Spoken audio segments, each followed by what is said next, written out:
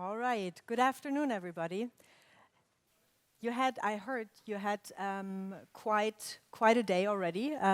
You've worked already, so now you can enjoy a nice panel talk, which is also sometimes nice to just listen. But I will make you participate, but you don't have to do that much.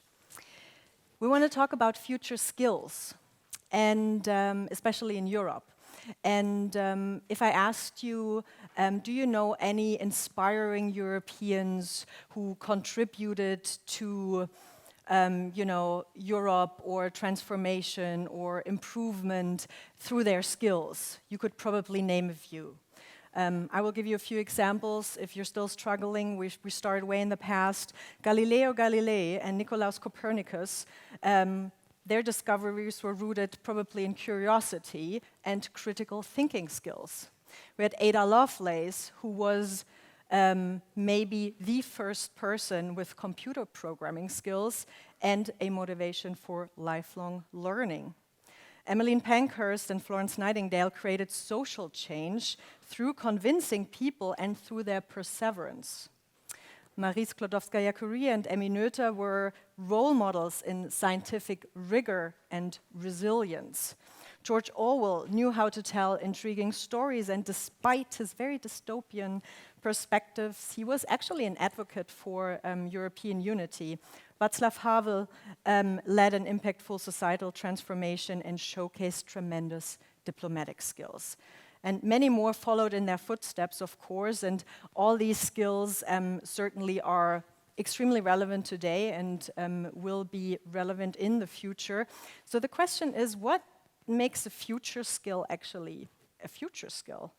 And to be a little bit more concrete for our context, there's a question, and the question is, which skills and values, also important, should learners at enhanced universities, so it has something to do with all of you, and beyond, be equipped with to positively contribute to societal challenges and to meet the needs of the future labor market? Big question. We're going to talk about that today. We want to explore answers to this actually quite difficult question in today's panel talk. My name is Anne Schreiter, and I will moderate the panel to you today with three really cool speakers. I'm very excited to talk to you. And the goal today is to gain new perspectives in general, but also maybe for the work packages that you have. So maybe you get a little bit inspired and find new ways to think about what you're doing. Let me introduce the speakers to you. I think some of them you already know quite well. Of course, you know Ena Woute, Pro-Vice Rector for International Affairs at TU Delft. And Ena also spent a decade as Dean of the Faculty of Industrial Design Engineering. She's, of course, responsible for the topic Future Skills at Enhance. And Ena also or is very familiar with the business world because she spent, I think, more than 25 years, in industry at companies such as Unilever and Philips. Katrin Redmann also represents a little bit the business world, but only a little bit. She is a Chief Operations Officer at SAP Labs in Paris, but also Regional Hub Lead France at Encourage Ventures, an initiative that empowers female investors and startups. She's also a guest lecturer at Sorbonne. And when we talked a little bit before this panel talk, you told me that you just finished a training as Socratic designer. So we will figure out what kind of future skill comes with that. I didn't finish it yet. You didn't finish it? Oh. Because of COVID. Okay. So best excuse. But you know something about it. You know something about it. And of course, you also know José Montserrat del Rio, Vice President of International Affairs at the University in Valencia. And he's responsible for the topic Future Learning at Enhance. And José sent me a video in preparation of this talk. And I thought, oh no, he's talking for 10 minutes about AI or something. But no, he sent me a short video of an avatar of his speaking in English. And he was actually telling me, no, I wasn't speaking English in this video. I was speaking my language, and it translated it into English. That was very convincing, and he wants to focus especially on AI. He said, why don't we make the whole panel about AI? Then I said, no, there are other perspectives too. But he's definitely in for that, and we will also, of course, talk about the influence of AI. All right, we're going to do a little warm-up, so you get started, and I first want to ask you, the speakers, to use your Sharpies and the pieces of paper you have, and write down one of your personal skills that you have that you think will be important in the future as well. What is one of your personal skills that will be important in the future as well? Write it down very big so people can see it. Make it big. One or two.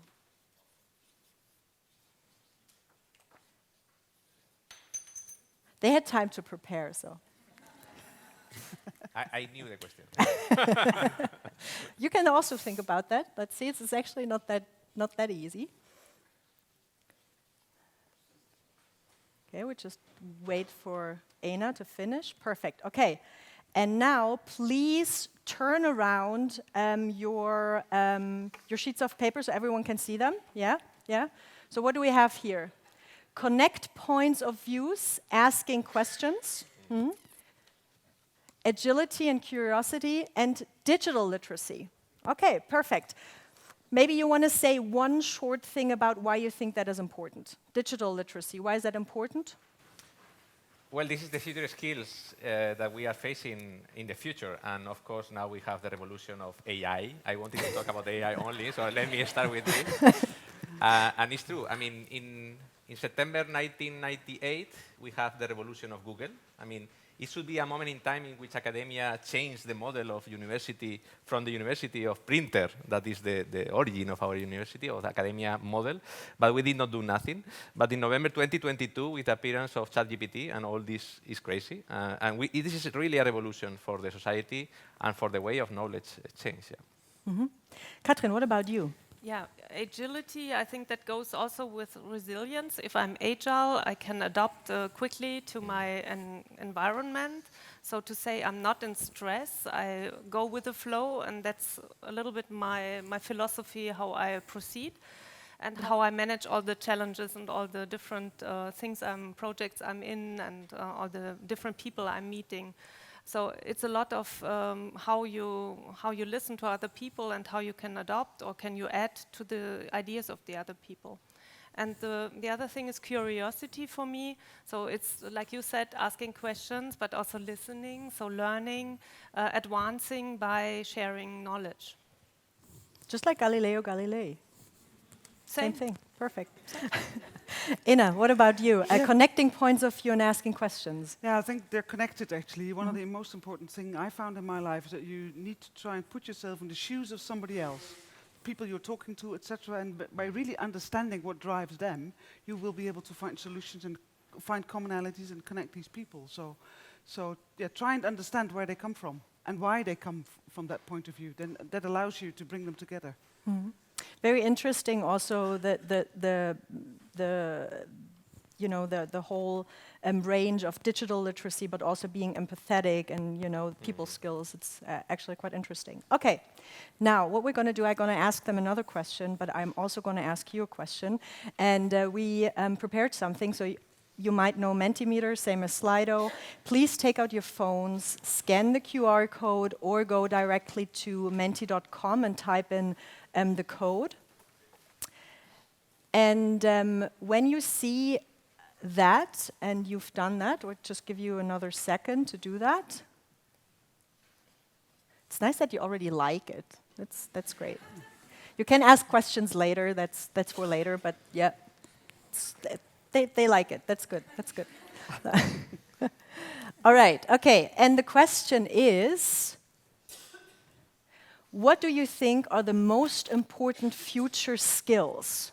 And I also ask you this question, especially for graduates. Maybe we can focus on graduates of enhanced universities, because that's the topic. What do you think are the most important future skills for graduates of enhanced universities. You can write down 2 or 3 that you think are important, and the audience does as well. And then we compare.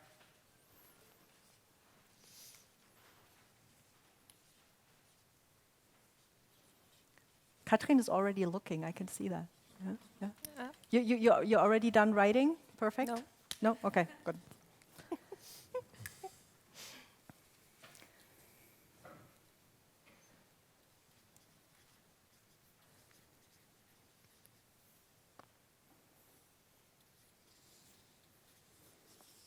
Ah, yeah, it's growing. Nice.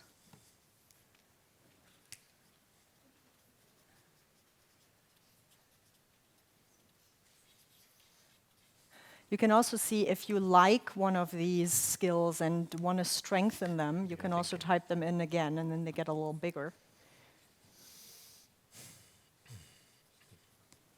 Okay. Perfect.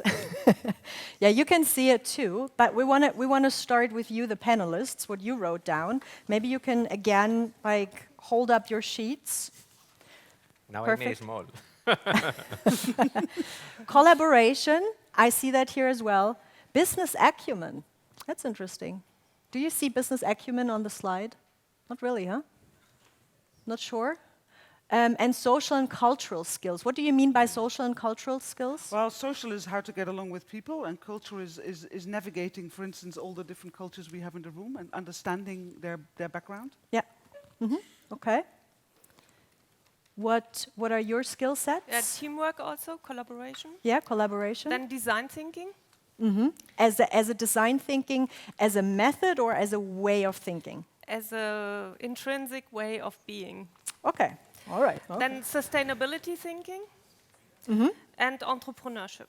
So Okay. it's business acumen. Yeah. And José? I went for adaptability, flexibility. It's also resilience there. I like it also, the word. Teamwork, I think is important, collaborative. The digital literacy, I put, of course. Innovation, I mean, to be an innovative person. And emotional intelligence, that is also aligned with what Anna was saying before. Yes. The social skills. Okay. Do you see anything on the screen that you would add now too, that you also think is very important, that you maybe haven't thought of? Nature focus, yeah, sustainability, nature focus is here. I'm just also looking into intercultural competence. Yeah. I think that's also important. Yeah. Ethics. ethics. Yeah. For me, it was curious the ambiguity tolerance is because many people say the same word. Huh? Ambiguity tolerance, like. Okay. Thank you so much for also sharing your view. That gives us a little bit of a background for the discussion. We will start with a discussion in a second, and during that discussion, please feel free to also add comments or questions. I warn you, I won't be able to incorporate all of your questions, but it's also good for the organizers to sort of see, okay, where are we going? Also, in the end, to sort of figure out what is important to you or what was important to you. So feel free to do it. It won't be lost, even if I don't incorporate it here. And Andrea will show you the slide. You can do it. We will not show this slide because it will be too distracting for you during our discussion, but you can once in a while check your phones and see, okay, this is a question that the others asked, and you can also upvote questions. So if you really like a question and want to push it forward, please make sure to upvote it, okay? Wonderful.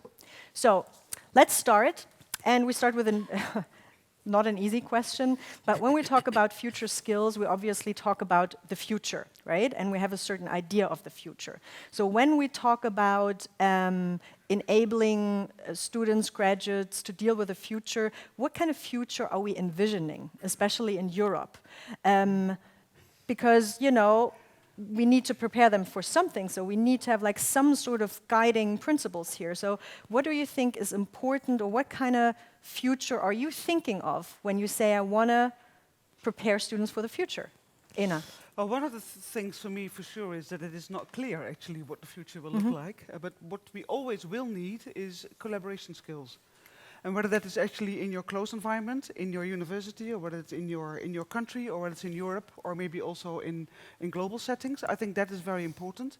Could also be not just within a university, could be with industry, work together with the government, etc. So, yeah, I think it is very important that you have this ability to collaborate in order to, create or bring home the opportunities that will come, because we do not know when they will come, we do not know what opportunities will come, but we do know that we have to get active up front. And next to this is probably also influencing skills.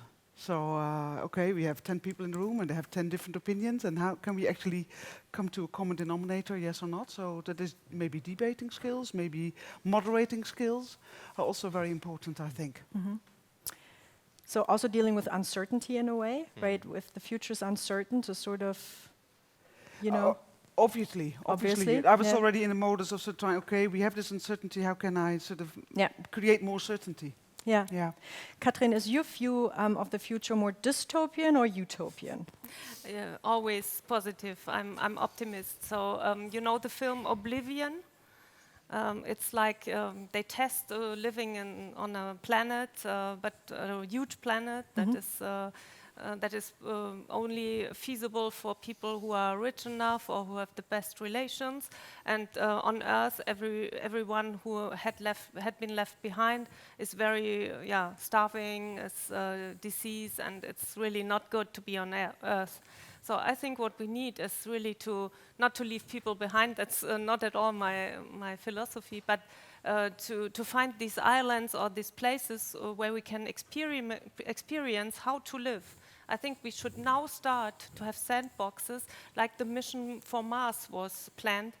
There was planned to exercise life on Mars. And I know one searcher who it was a colleague of mine from South Africa. She wanted to be part of that. Unluckily, the project had not enough funding and they couldn't do it. But they had everything.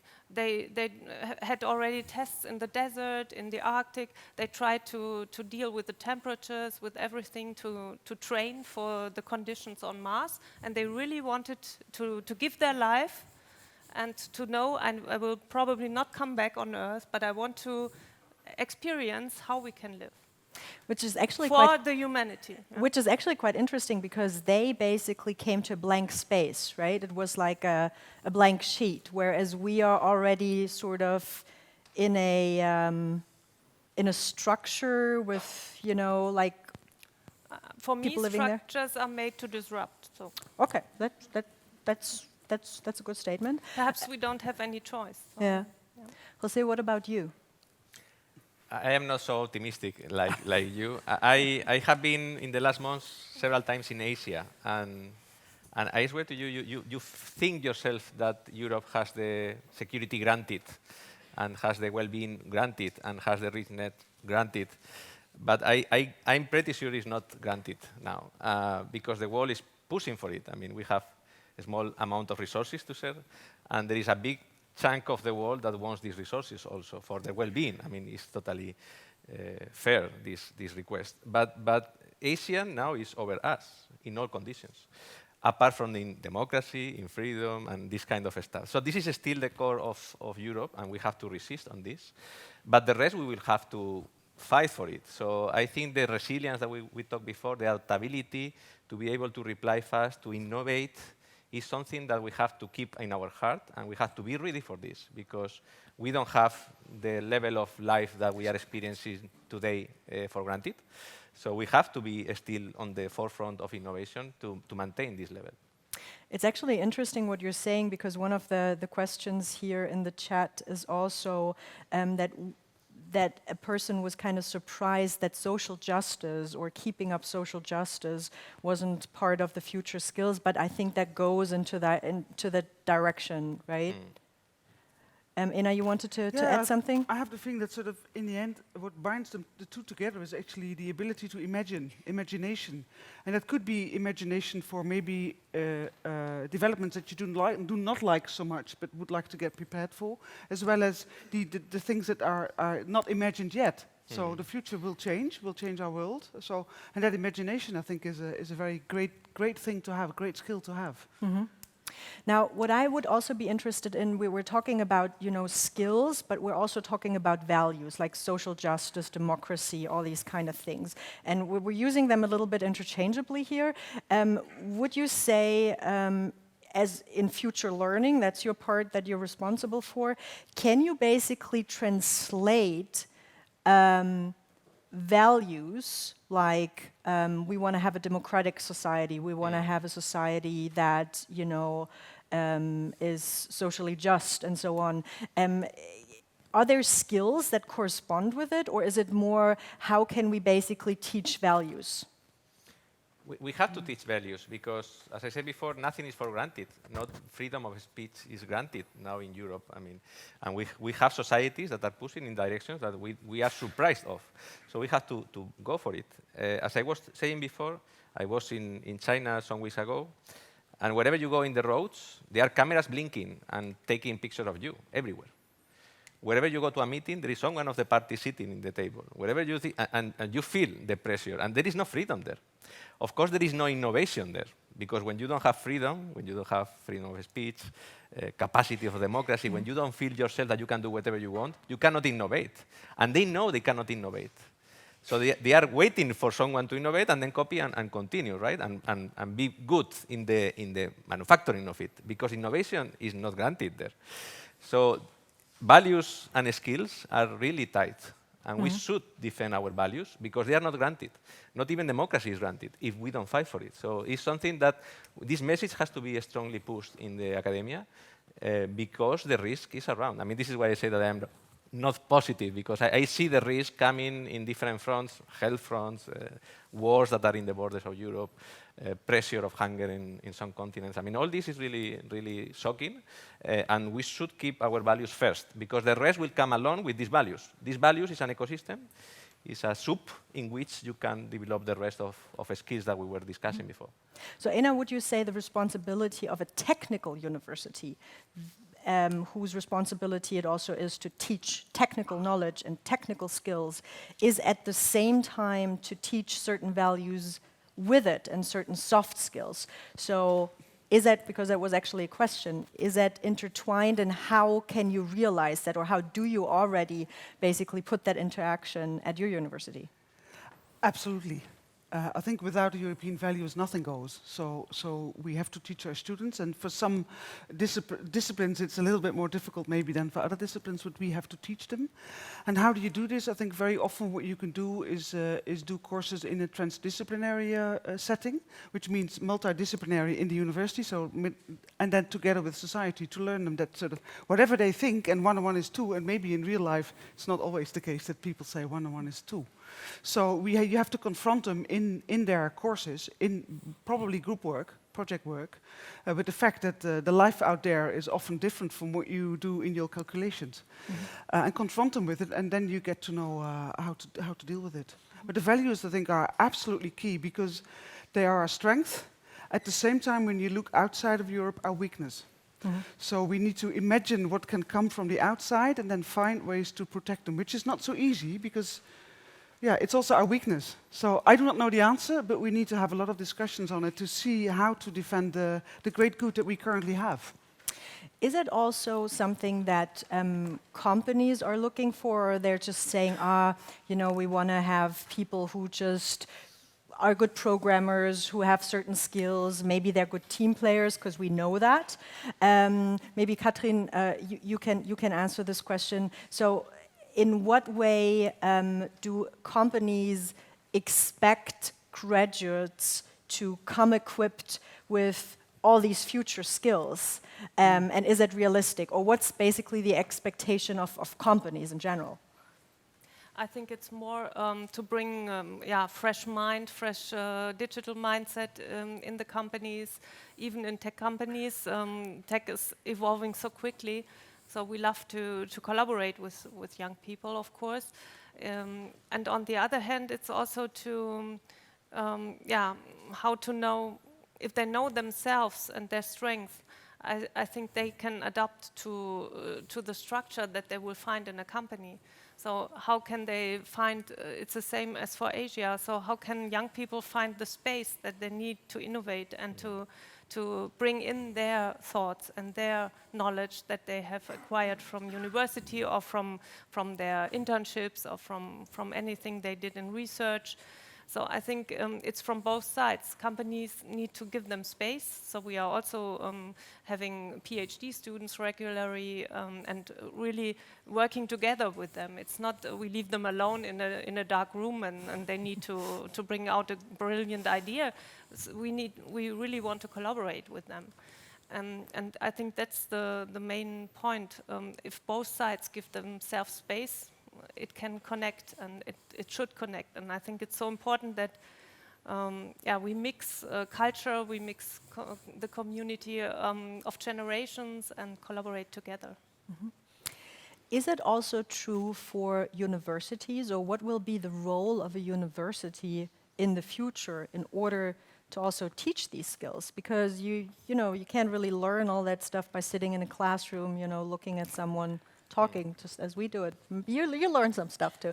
But what's your take on that? How will the role of a university, especially maybe a technical university, have to change? As I said before, is now the moment in which the university, the academia, is reinventing because of the digital world. I mean, basically now everybody can go to YouTube and look for contents and learn and be a self-learner. So the university has to bring something different into the classroom. This something different is the skills we mentioned before, and this is why it's so important, the work package that is led by ENA, is to define these skills and to work for it, because we should provide them, and this conversation is so relevant in that moment. So the revolution is coming now, and we should readapt for having people that is adaptable, that is able to have critical thinking, and is able to react to challenge. So it's better to use the space of innovation of the university, the labs, the researchers, this ecosystem, to put the real challenges that are happening and asking the students, okay, now create. Because the creative is also a process that you learn to develop. It's in your skills, of course, this curiosity that you mentioned. The curiosity is the seed for innovation. But once you have the seed, you have to have the tools to be able to reply to this challenge and to adapt. And we have the heart of the knowledge is in academia. So we have this knowledge, and we have the skills, and we have plenty of staff that can bring this to them. And it's the moment to share this experience and to pass from the concept-focused classical training that we have now to the practice and to the innovation focus in the academia. I think this is the way in which we can bring this to the society, and it's in the responsibility of the universities to reply to this challenge also. Yeah, sure. I would like to add, when I'm teaching now for several years, I'm returning the classroom. I mirror the classroom. So I discuss some challenges, and often it's the global goals, very simple. And the goals are not goals, but challenges. And then the students choose one challenge, and they build their group around this global goal and solve the challenge during the classroom. And the only thing I'm doing is giving some hints about design thinking, asking some questions, accompany the steps. But if the flow is good, I let them do it. And in one day, they solve one of the global goals in a group. And that's really something I tell them afterwards. I learned from you. Yeah, because sometimes I bring in some startups that they give impulses, so they get a new, different idea from someone who has already found a company in this context. And at the end, I'm learning from them. And I think that gives them also the self-belief and the confidence that they can solve the big challenge for us all. Ena, you wanted to add something? Yeah, no, I actually lost what I was wanting to add. I'm sorry. So I forgot. Yeah, one of the things I think is very important at the university is that it's also a safe environment to learn this, to make mistakes, and sometimes say odd things or come with a solution that is really heavily criticized. And that's good, because also I often say to design students where I have a bit of experience is you have to find out what you're good at, and you have to find out what others appreciate you for, what you can earn a living on. So basically your ikigai, that's a Japanese concept, you have to find that out. And the easiest way is at university. Later on, if you have to switch jobs to find it out, it's a lot more difficult. So go out and probe, and you should feel free to do this. in your courses and maybe on top of your courses as well. Have some time to explore whatever, a startup or whatever else you would like to, how to make my avatar speak Chinese, I don't know. These are nice things to do. So also, I think Grant, I don't know if you're here, he told me it's actually called the hidden curriculum. So there are certain aspects and certain skills that are not, the main skills. I don't know how to build a machine or how to, I don't know, program or whatever, but rather the surrounding skills that a university may be able to provide also in the future. That is not the concrete skill, but We're much more than a curriculum. I think that's the way nice. of phrasing it. That's good, yeah. Now, also technical universities, but universities in general, they're not existing in a vacuum, right? So you have quite a rigid system. There are political structures, you need to hire people, you need to pay people a certain amount of money, you need to get people to work at your university, right? So there are a lot of aspects that make it difficult to maybe put into action what you're envisioning or what you say that would be the right way, because you can't just do whatever you want, maybe to some extent. But what do you think, what's important? First of all, maybe what is one thing that is most important that has to change in the system surrounding universities, and maybe one thing how you can circumvent that?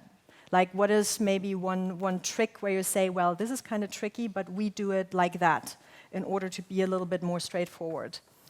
Any ideas that you have? One of the tools, in fact, is the European alliances. I mean, we are here because of this, and now we are starting a project. This is the kickoff meeting of a project that had in a cluster, the cluster 2, a work package about future skills, a work package about future learning.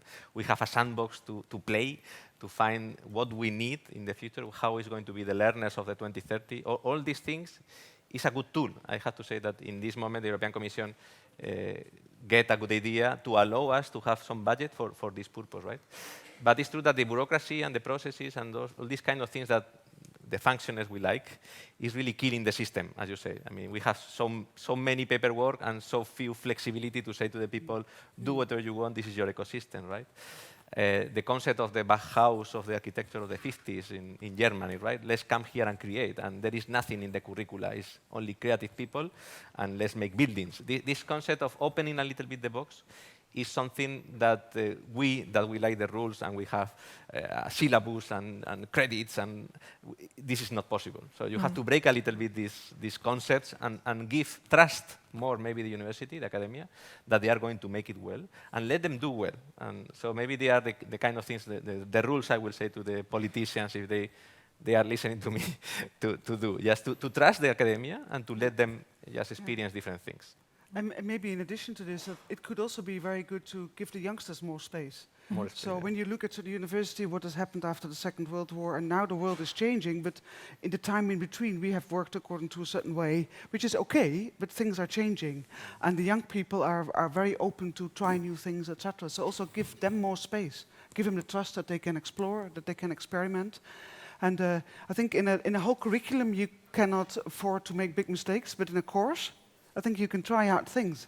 And that I see education as a perpetuum mobile. Yes, of course, the learning goals are the same, but the way in which you do it can change very quickly, actually from year on year, on course. So make use of that. And then make little changes and make progress each day. Mm-hmm. And if you think that 85% of the jobs will change until 25, what does university need to do? For me, it's to give orientation, it's to give what are your strengths, your personal strengths, what are your weaknesses, which different jobs could you do? You are not now educated for one job, so our bachelors, for myself, are very narrow. So it's so difficult for people to choose one bachelor because they think it's the end of my work lifetime. I will always stay in this area, in this job. And I think that's a fear we can break, and we can give them away in order to make them more free in the decision. What do I need to learn? What are my possibilities? Which area could I cover, or which other area? Do I need to stick always in my deep knowledge, or can I also go to my side knowledge or my side interest? I think it's a lot about giving orientation, and that starts already in the education in family.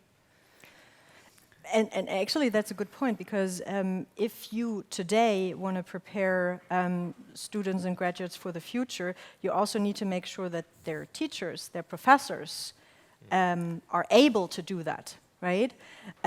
What's your take on that? Is that working pretty well at your universities? Would you say, here and there I would change that? Because what would be important to do for existing staff,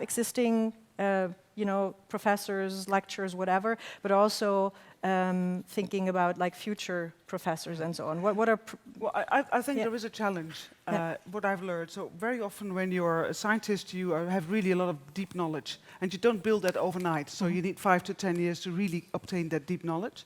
On the other hand side, when you look at industry, they do a lot of job rotation that keeps you fresh and keeps your mind fresh, and you don't get stuck. So is there maybe a way that we should think through to combine this a little bit? So combine the in-depth knowledge, but in a different setting. That could be rotating between universities, just to name an example, but maybe there are more opportunities. anything to add?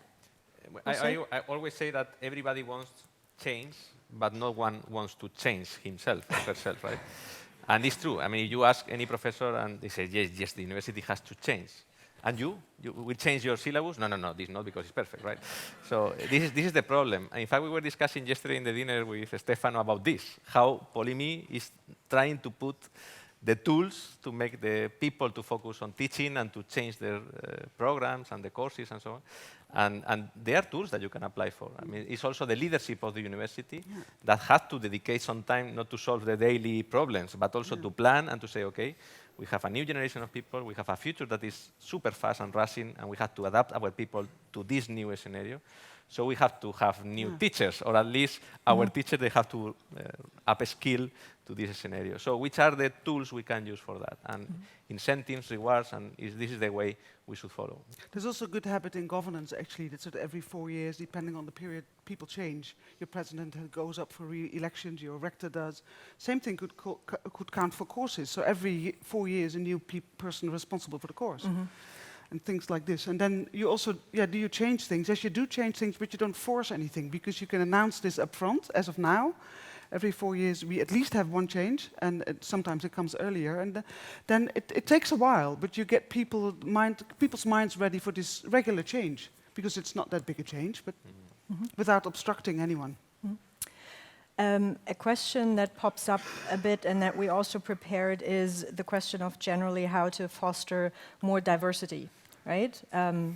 In all of what we were talking about. So is there anything that you would say that is important to either change in the way we teach skills, or can we even teach in a way that attracts a greater variety of people? What do you think about that? How can we be more inclusive than we are now? Maybe, Katrin, you have a take on that. I'm teaching at Hochschule Karlsruhe, for instance, and there is always coming a group of 20 students from Monterey Tech, engineers, to the Hochschule for 1 semester. And when I'm teaching this course, it's completely different than if I'm staying in a purely or more dominated German course, of course. And if you do design thinking with Mexican students, it's so fun and it's so vivid. But they don't want to stick with the analysis and with the problem understanding. They don't like that, so they want to pass it and go to creativity. And the German students or the other nations, they bring them often back to ground, and no, let's first continue with the analysis. And so I do mixed groups. I really do. I tear all the friendships out and try really to bring them in mixed groups. And it's the best example. They all take profit afterwards of this. Any other thoughts? You can do the same actually in HR. I think I have to say credits to the team from Delft. It's such a diverse team, half men, half women, half outside Europe, half from within Europe, a little bit of LGBTQ as well in there. And I love to craft that team. So it's also as a leader, you have a responsibility to actually do it and not just talk about it in the way you attract new people. Do we also have to offer more personalized learning journeys, like more individualized learning journeys. You know, now everyone basically gets the same thing. And we talked already a little bit about, you know, what the university of the future could look like. What's your take on, you know, this sort of personalized learning journey, and how could you put that into action, actually?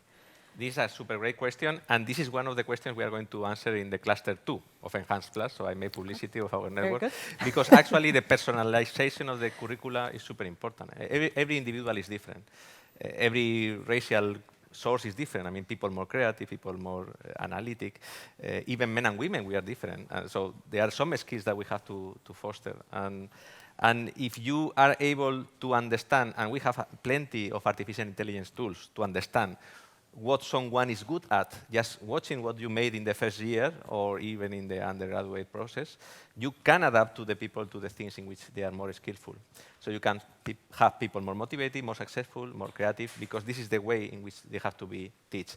And we have some experience, in fact, in some of the universities of Enhanced Plus, and this is one of the topics we are going to be researching, is how we can use artificial intelligence also to moderate the activities of our students, to have a personalized solution for their curricula. But for this, you need degrees that are more open space minded, right? I mean, which is not the case when you have a professional track that you need to follow these courses, because otherwise you cannot make a building.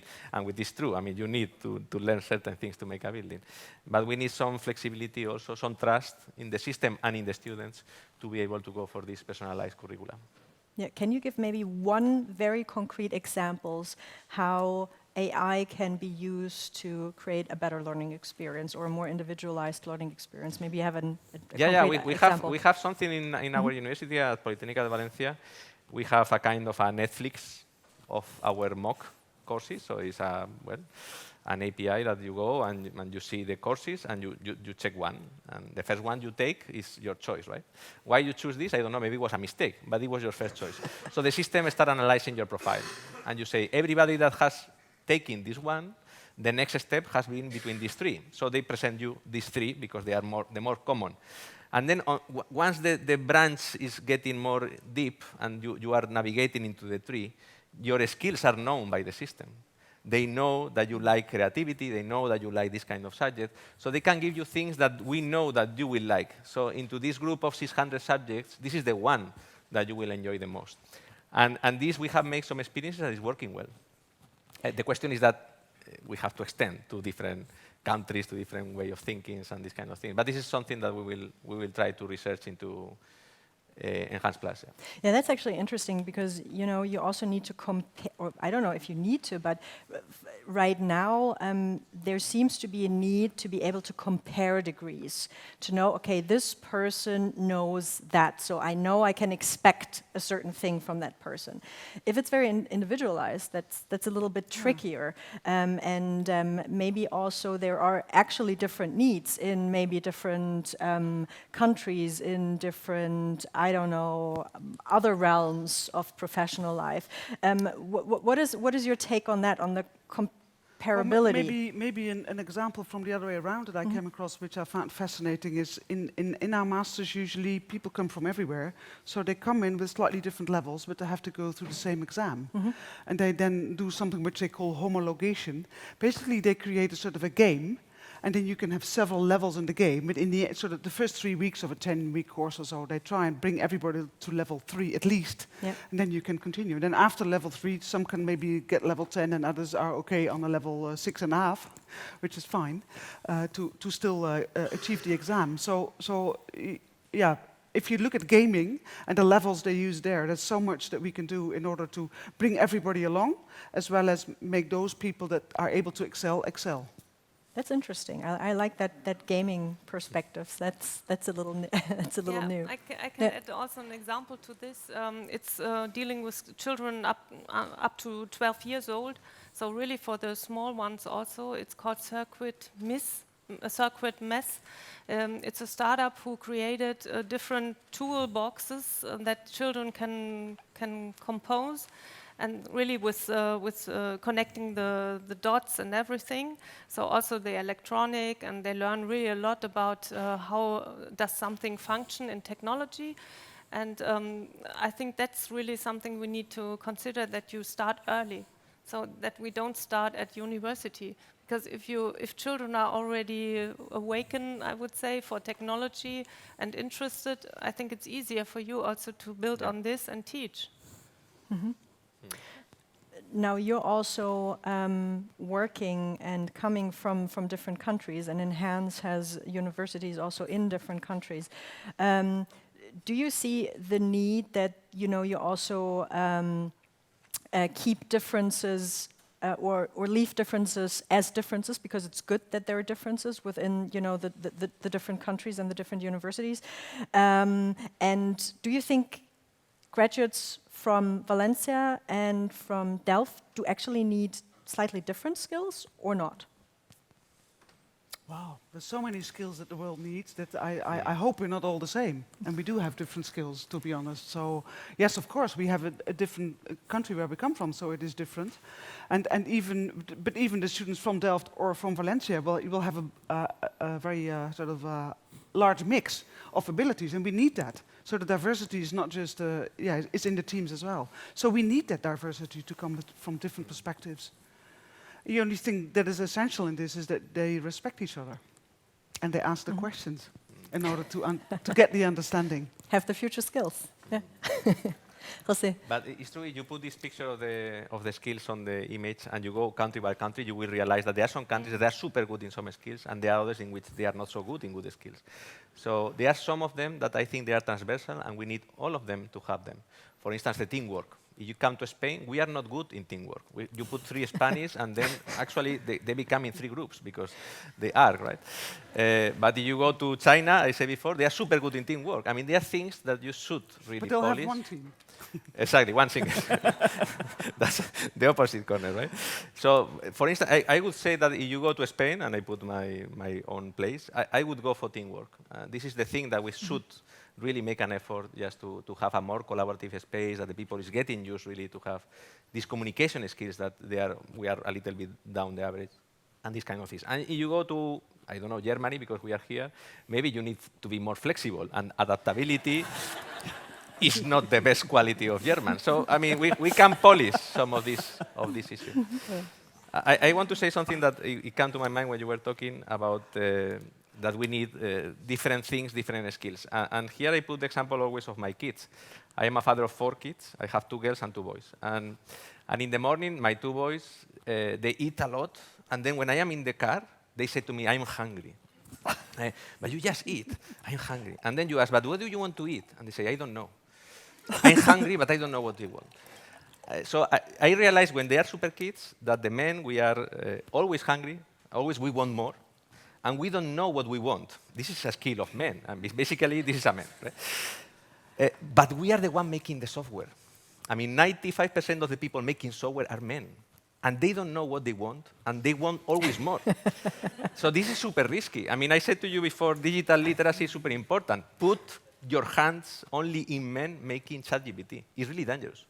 And this is why I said always we need more women in software. I mean, it's something that as a society we have to bring women. Because the women, they have many of skills, but they know what they want. They have their limits, and they don't want always more. They know where is the limit of the things, right? And these things we should bring to software. I think it's an important skill. I think we can. I've noticed that in design, when you just give them a task to sort of to have a sensor and an actuator and something in Arduino in between, and once they've gone through an exercise where a signal actually triggers a certain reaction, they gain trust. Yeah. And they say, okay, actually, I can do this as well. So we need to expose women to it. And we need to expose it. In a light-hearted manner, and then you will notice that even women are just as good at it. And also, again, here we come back to the way we teach things, right? That's as a skill. Yeah. And there is a Socratic design project in Netherlands. Yes, tell us about the Socratic design. Now, finally, I learned something about that. They do a Socratic design with a school, primary school, with a art design school in Amsterdam, and with the government of education. And that's the professor where I'm getting taught. And at the moment they have this huge project for years now already, and they really try to get every generation in order to bring it together at the end. And to what change what culture. makes it, It's what to- makes it Socratic? It's to change culture. It's the way how it's conducted. Socrates taught his pupils just sitting around him without books, without any means, without getting notes done, nothing, just listening. And that's the important thing. If you listen and you can repeat what your predecessor said in the round, you are able to give your ideas in the discussion round. If you are not able to repeat what has been said, you have to push away your thoughts, and that's very difficult. I try to experience this, and then the next one can give in his ideas. So there's no order really. It's really if you have the impulse, you want to say something, and because you have some add-in, you need to repeat first what the person before you said. And I think that's something important, but it's not only, it's a lot about values, it's about narrative. What is your narrative now? Where do you want to get to your narrative to? And this can be for an organization like Education Ministry, as well as for a university, as well for a team, or for you as a person. We talked about Europe and the universities within Europe. If we look at a global perspective, of course, Europe is competing with other countries. At the same time, you want to be inclusive and you want to shape, ideally, like a global community. In what way can we teach actually skills that enable people to do that? What's your take on being competitive yet being collaborative? Also in comparison maybe to students from US American or Chinese universities. Play football. Play football. Yeah, because you need a team, and on your own you can't win it. So when you can use that as a setting, so you're still in competition, but you need each other in order to score the goals. So if you can design sort of processes like this, then you get a bit of both. You get a good team spirit because you can win, but by the way, sometimes you have to behave because somebody else is better at taking the corners than somebody else. Mm-hmm. I always say that Europe has a problem. That is that we believe that we are the best. So we try to pose our ideas to the others. So if you take the ideas of Europe and you go to Honduras, maybe it does not work there. If you take the ideas of Europe and you go to Shanghai, maybe it does not work there. I mean, because people is different, the history is different, they have been born different, so they are totally different. But what is true in Europe is that everybody that comes here feels well. And we are inclusive. And this is the spirit of Europe, right? I mean, we are an open society, that we accept everybody like it is, and that we grow always together the things. And societies from all the world, they are coming and they want to stay here because they are not coming back to their countries, right? So we don't need to teach the others. What we need is to keep our roots strong and to keep our values strong. And the rest is to build. And of course, we need policies to maintain the well-being and to maintain the equilibrium, because not to maintain the equilibrium is a problem. And there are some of the duties that we as organizations, we need to follow. But the university is with the obligation to keep the knowledge and to keep the innovation and to keep these values on our students for the future. Students coming worldwide, but this is a big responsibility. Not to teach the others, but to keep our roots and to feel ourselves strong, just to not change or deviate from our way. That's a good skill, humbleness, I think. Mm-hmm. Yeah. Katrin, do you have anything to add? Because you also work in international environments. No, at the moment, no. Good. So that's Fine. also great. One last question. Completely agree. One last question before you in the audience also have the opportunity to ask more questions. Impact. So we have, we have established a little bit of, an outlook into the future. Those skills are important. It's gamification, all these things. How do we measure in a way that we're successful with this approach? How do you measure impact now, and how does that process maybe have to change? What are your thoughts on impact and also measuring impact and then, acting upon the results? Whoever knows something. Of measuring impact, one of the things I think is a good habit is to talk to your alumni, to actually learn from what they thought was good and what they thought was missing in your curriculum. I think that's an important thing to sort of, you're as good as how others see you, not how you see yourself, but how others actually reflect on you. And then I'm not actually talking about the rankings because they only have a certain way of looking at it. But yeah, truthful discussion. And the same counts actually for how you perform in a team. And very open, just ask feedback and learn from it. Or when you did something wrong, admit it. And then you are back again in positive spirit the next day. We have many metrics in the university. I mean, we are all the time being ranked, and I don't know how many hundreds of metrics we have.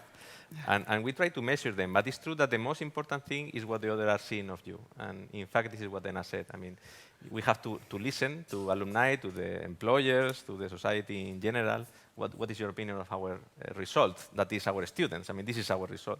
How is our product, right? And how they value the product.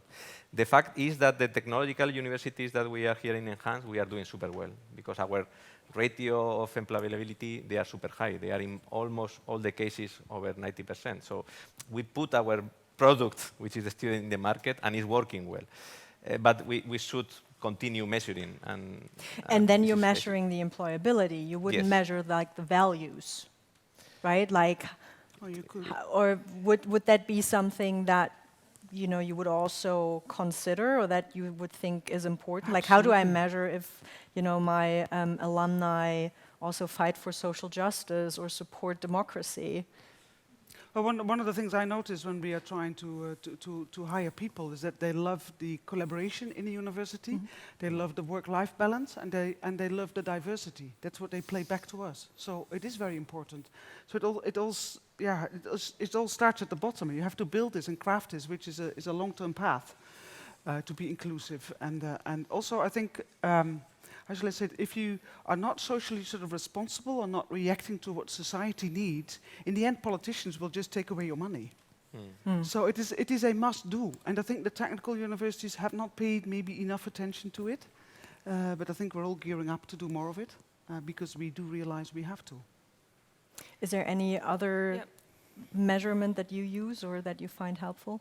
Yeah, I think what is coming up in Germany at the moment is the Donors Association of all donors of all associations for good in Germany. They are bringing up a mission for the future. And it's very interesting because it shows really all the steps that you need in order to create these KPIs. What is important? How do you measure the impact? Which mission do you need for professors? Which for teachers? So it's really like a strategy. And it's, I think in Germany, 50 families or 50 associations for good that are collaborating in there. And I think it's called Zukunftsmission. Should be considered also for, perhaps it exists also in other countries, I don't know, but this is really from society. Which skills do we need? Which impact do we want to create? And for the point of the social impact of universities, I think the problem in Europe is you can't gather the information. The data can't be stored person-wise. So you only can work with communities, with collaborations. You are not allowed as an institution, I think also in other countries, to store this data and to see, okay, this one is always on the demos for First Friday. That's an important point, yeah. That's why it's difficult for you to capture this, but I think with communities, how many members do you have in your communities? But then the communities should be owned by the university somehow, or by students from the universities. Before we wrap this up, we can take 2 more questions. So if you say, hey, we haven't really talked about this, but I'm super interested in learning about that or hearing more about, we have time for 2 questions. Is there someone who has a question saying, well, that's really important, I really want to have this answered? Yes, we have one here in the middle. Just raise your arm. Yep, perfect. There we go. The people are streaming. Perfect, thank you. Hi everyone, thank you so much for the panel. My question is, we talked a lot about the skills for the future, but we didn't talk about the skills that we don't need in the future. So what do we currently teach in the universities that might not be important in the future? Good question, good question. Each of you, maybe you write them down. What skills do we not need? And in the meantime, we can have another question, second question. I didn't see if there was any more.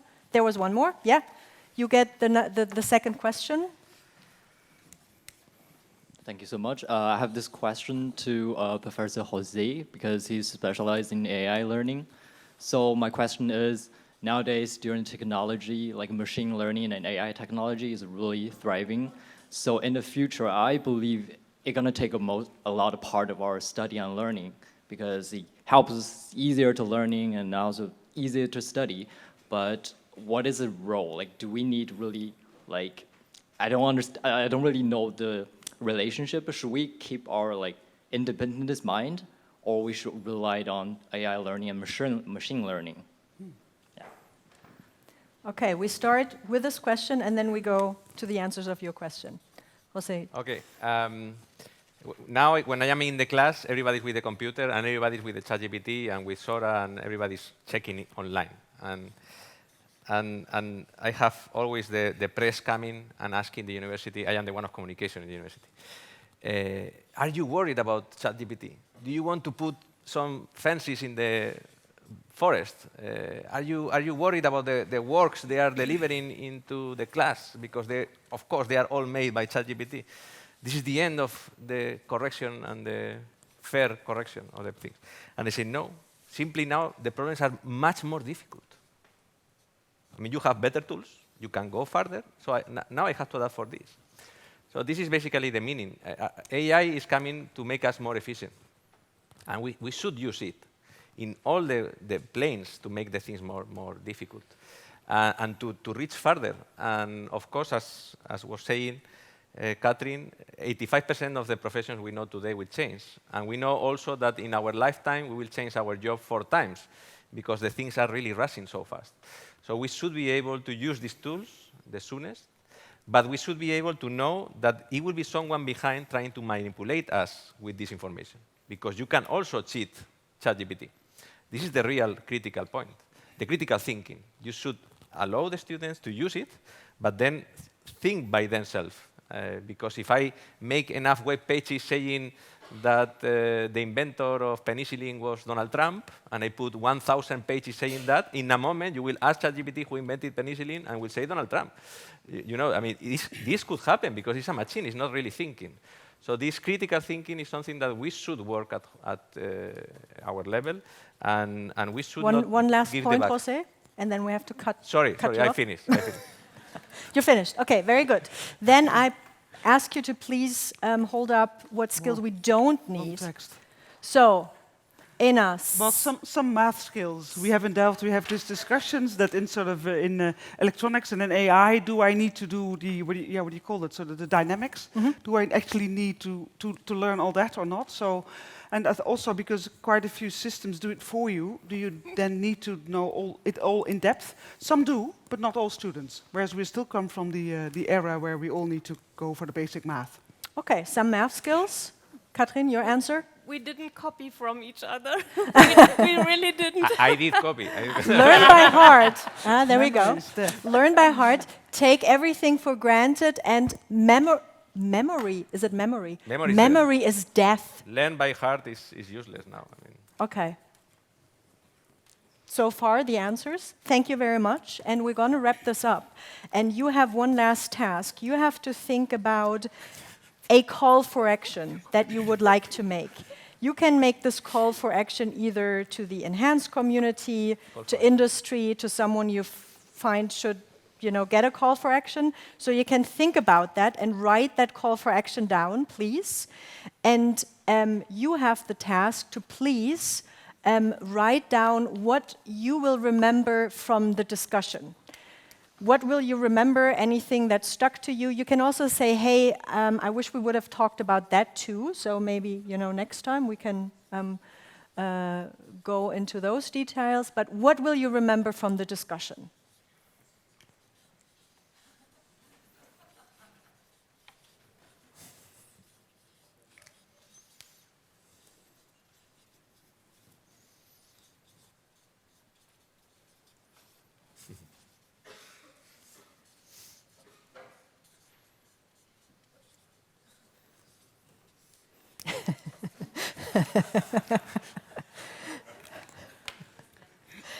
We have memory is death, of course. Good. AI rules, the broad approach to future skills, ask questions. 85%. The 85% are from WEF. Yeah, okay. Give the source. What's your favorite one, Ena, from those ones here? 85%. 85%, okay. Jose, your favorite one? Well, this memory is death. And for me, it's stay curious, critical, and collaborative. This curiosity is important. Okay, perfect. Yeah, keep it coming. We'll see if there's some more that comes up, and we make it short. What is your call for action, and who do you address? We start with you, Ena. Who do you I would like address? to address you as a community, the enhanced community, with two things actually. Keep it simple, because only when it's simple we allow ourselves to book the progress that we need. So in a collaborative manner. So keep it simple. Thank you, Ena. Katrin. Yeah, as we need such an amount of new skills and new jobs and new people and young people, I would encourage you to support social entrepreneurs, social startups who are encouraging, educating young people in the refugee camps to build technical skills and also to be entrepreneurs. So they are not waiting for any permission to enter any country. They are just continuing their life, their work, their knowledge, and they are just continuing being smart in technical skills and working. And I know personally, if somebody is interested, I know some really great people who are acting in this way and who are organizing this. Great for the after Worldwide. the session afterwards, or our little gathering afterwards. Jose, who are you addressing? I am addressing everybody also, Okay. but maybe most policy decisions. And because I say is invest now in innovation and be risky. I mean, I think we are now in a moment in which we have to be risky and we have to be innovative. We are in the point in which either we are like this or we will go down. So we are in a critical situation as a society in Europe that we should keep on investing most of innovation. And then I put KISS, because you have to kiss a lot, because I like the keep it short and simple for you. KISS, and love is all you need, so kiss a lot. So make it short, yeah. I think that's the perfect last word. Thank you so much. Thank you to the audience for participating. Thank you to the three of you. Thanks for this great talk. And we're not quite finished, but there will be two people who will wrap up this day, and that will be Mateusz Kaska, who is a co-chair of the Enhanced Student Forum, and he's a student at Warsaw Technical University. Hi, Mateusz, very good. And yeah, you should come up. We're gonna leave when they're up. We're gonna leave when they're up here. And Stefano Ronci, co-chair of the Enhanced Steering Committee and vice rector for education and learning in Milan. And a big hand for Anne. Thank you. Thank you. Thank you. Thank you. You leave and we'll talk.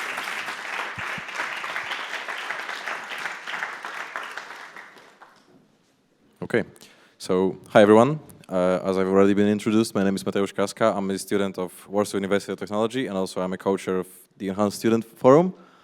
And when I was asked by Navid 3 months ago to give a speech here, giving some closing remarks, I got two thoughts in my mind. First of them was, I was absolutely terrified of this moment, and I still am. And the second one was, I kind of went back 2 years when one of my colleagues in Warsaw asked me to join the Student Forum of Enhance. And then I was the same way also terrified, because I was still in my first year of bachelor's. I had no idea what's going on. And then somebody asks me to do some huge stuff internationally. And today, I'm standing here, I'm seeing a lot of people and a lot of work being done and a lot of inspirational stuff that actually made me even more interested in working with Enhance than I was before.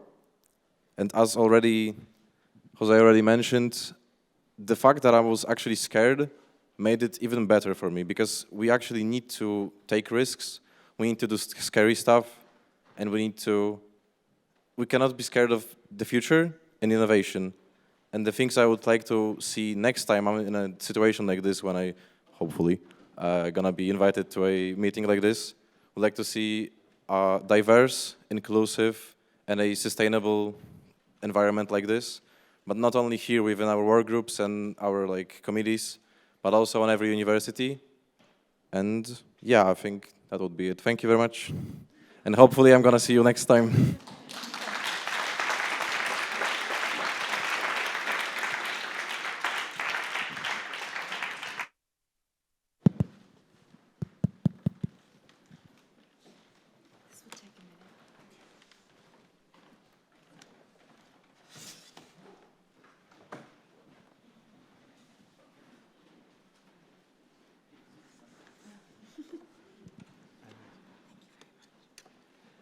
It's my fault. It is.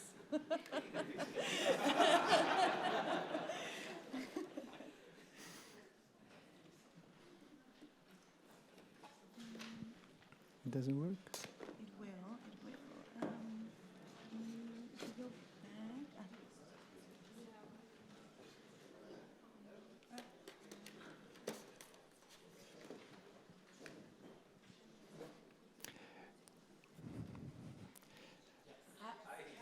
Good afternoon to everybody. I'm really glad to be here. Very great panel discussion, so I enjoyed it a lot. Thank you very much for your inspiring thought. Thank you to the moderator and also to the speaker. Thanks a lot. On behalf of Enhance Alliance, I would like to thank you for your contribution. Couple of minutes. Let me start these closing remarks with an anecdote. What is the anecdote? In 1961, John Fitzgerald Kennedy visited the NASA facility in Cape Canaveral. It was at the beginning of his mandate. He was visiting the facility, talking to many big managers, big bosses in that facility, and walking along the corridors of this NASA facility.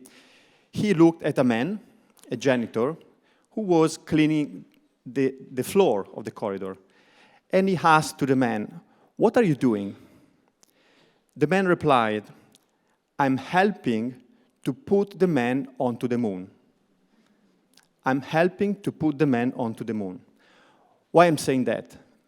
Because they were pursuing a very difficult task, a very difficult mission. Most people at that time thought it was not possible at all. Few people today think they've not even done it, okay? It took 8 years, and actually they got to the moon. What was the role of that man, of that janitor? It was part of a team. He was part of a team. He was part of a community. Every single person, male or female, in that organization was able to give his or her own contribution to achieve that very, very high ambitious task, ambitious mission. I'm helping to put the man onto the moon. Everybody has a key role. Everybody is serving her own organization to achieve that mission. I like to see Enhance exactly in the same way. I like a lot everything that was said in the panel. We need technology. We like it or not, technology has shaped our past, is shaping our present, and will shape our future. And you like it or not, people will have to create and deal with technology. It's our duty, it's our responsibility to let those people, our graduates, be able to either create or use that technology with those European values that have been mentioned in the panel. Human dignity, inclusivity, equality, freedom, right of law, these are crucial. And because technology will shape our lives in the future, here in Europe, we want to discover what is our moon, what is our mission. In Enhance, our mission is to create a new society with the capability to develop those technologies, to use those technologies rooted in European values, because we believe those European values are crucial, not for us, but for the benefit of the society and the planet as a whole. And I would like to thank you all, because you have a role in it. Whatever your role, whatever your place, whatever your activity, whatever your office, we are all serving this community in order to accomplish that goal. The result will be very far in time, okay? But everybody is like that man who is helping his organization to achieve that goal.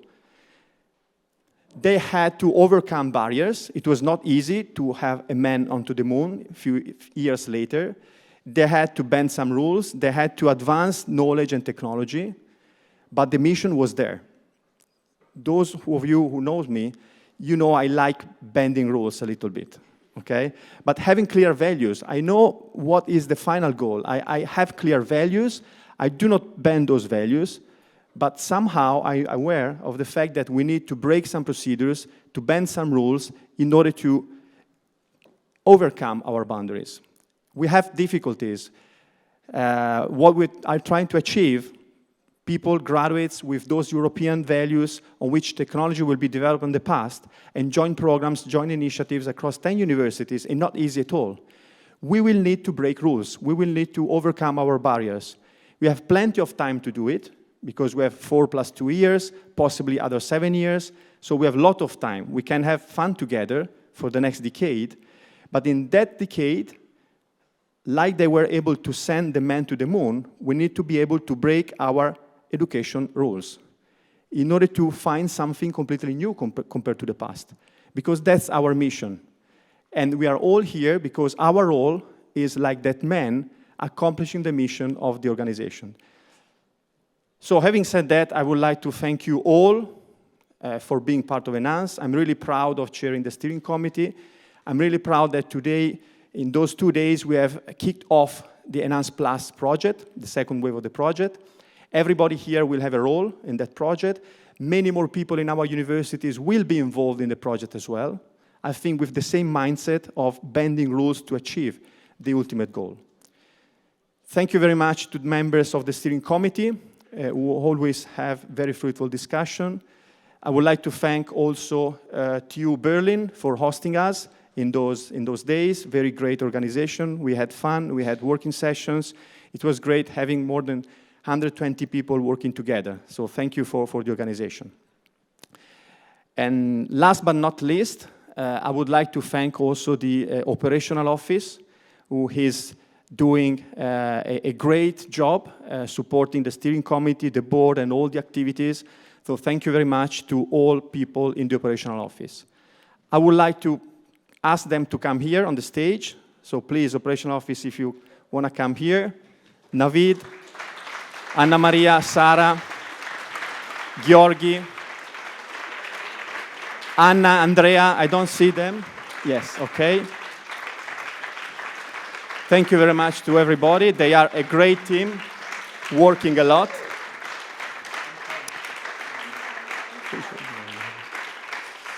And also, I have to thank to TU Berlin, especially to Paul, who organized all this activity. Where is Paul? He's still working. He's still working, exactly. So thank you to Paul. Really, it's great to have you on board, and your role for ENHANCE is great and crucial. Thanks a lot to everybody. Thank you. Have a nice way back to your home. Thanks a lot.